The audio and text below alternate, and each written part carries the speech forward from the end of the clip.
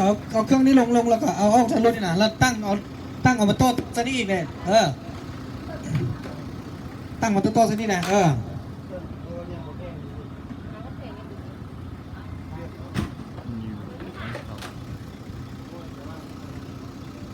เอาอนุกรรมการทำพิซซ่าบ่อนปล่อยปลาก็เอาสามนี่ไปตั้งมีพุ่นเด้อตักน้ำตักหนังเซ็ตฮัลโหลใช่ไหม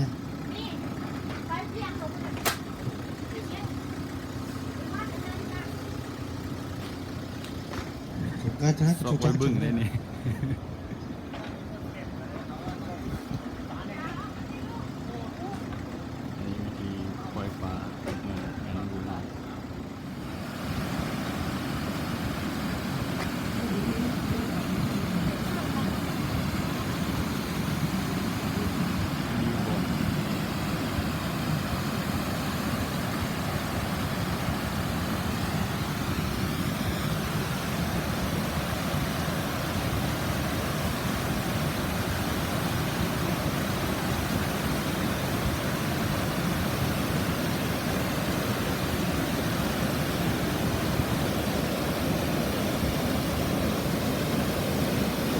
ปลาเที่ยวมองปล่อย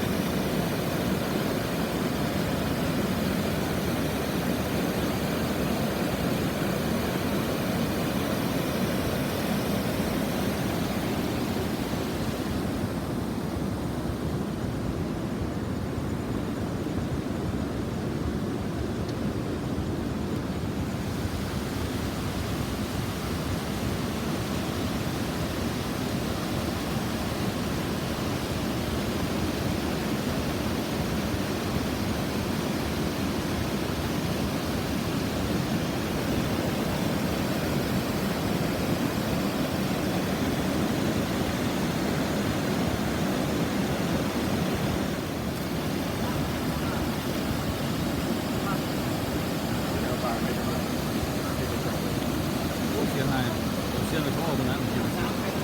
เขาเชื่อเรื่องไม่เยอะ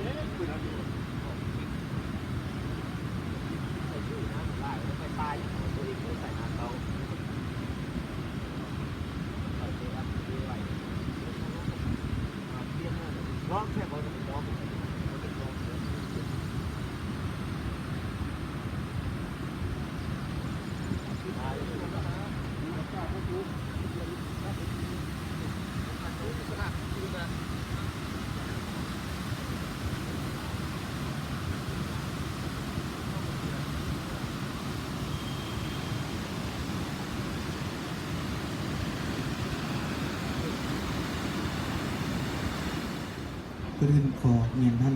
โดยคำที่หนึ่งเราของตกแต่งที่คือมีกระสูงเงียนท่านเป็นชุดกวิสารสภาในเจสุบุญที่คือมีกระสูงเงียนท่านขบวนทางของพระจันทร์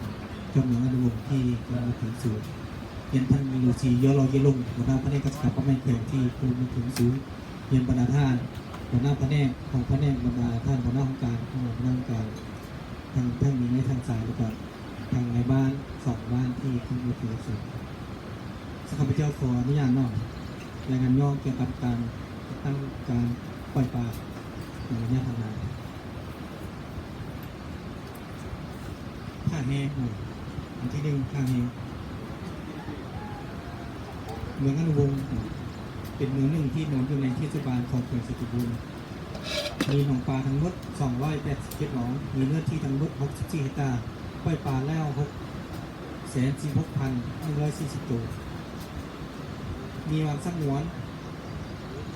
ที่เป็นของบ้านเนาะ8 แห่งมีเนื้อที่134.50 เฮกตาร์นอกนั้นยังมีอ่างน้ำมูล2มีเนื้อที่ที่กว้างใหญ่นอกเกี่ยวกับเลี้ยงปลาเพื่อสนองให้แก่การบริโภคทั่วเมือง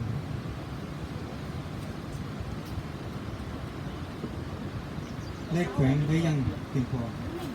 ในแต่ละปีสามารถฉลองสิ้นป่าให้ภายในเมืองได้ตั้งแขวงได้ ให้เป็นวัดสำหรับตัวการปลูกสร้างพระประธานที่แทนเพื่อเฮ็ดให้สัตว์น้ำสัตว์ป่ามีหลากหลายไปเคียงคู่กับด้านแห่งด้านธรรมชาติข้าพเจ้าต่างหน้าคณะนำของเมืองอุบลขอเรียกร้องมายังทุกภาคส่วนจงพร้อมกันปกปักรักษาป่าไม้แหล่งน้ำซึ่งเป็นที่อยู่อาศัยของสัตว์น้ำและสัตว์ป่าต้านการกระทำสิ่งที่จะบกแหงเอาใจใส่ศึกษาอุปมนำพาในคิดของพนักงานรัฐกรกำลังประกอบอาวุธและประสบกระเท่าทุกสังคมในสังคมให้หูฮักความธรรมชาติหูนำไซให้มีความยืนยงตลอดไปพิเศษแม่นเอาใจใส่อนุรักษ์วังสงวนแห่งนี้ซึ่งเป็นบ่อนขยายพันธุ์ปลาติดพันกับการท่องเที่ยวของเมืองอุบลคนเขาเฮ็ดให้วังสงวนแห่งนี้กลายเป็นแหล่งแพร่พันธุ์ของสัตว์น้ำเป็นบ่อนท่องเที่ยวที่สวยงามสามารถดึงดูดจิตใจของนักท่องเที่ยวทั้งภายในและต่างประเทศให้เข้ามา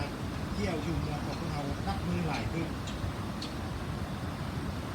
ในโอกาสนี้อีกครั้งหนึ่งข้าพเจ้าขอไปใช้พรประธานที่เข้าร่วมพิธีในวันนี้จงมีสุขภาพเข้มแข็ง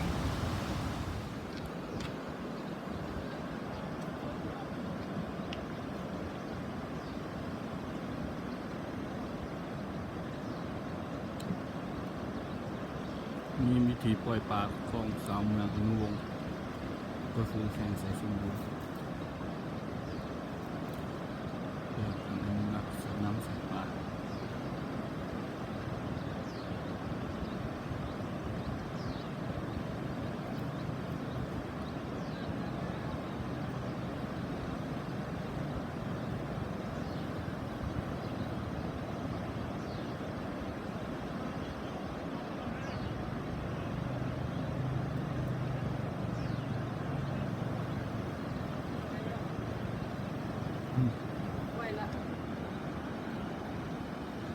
มันก็โอ้ยเดี๋ยวไปกัน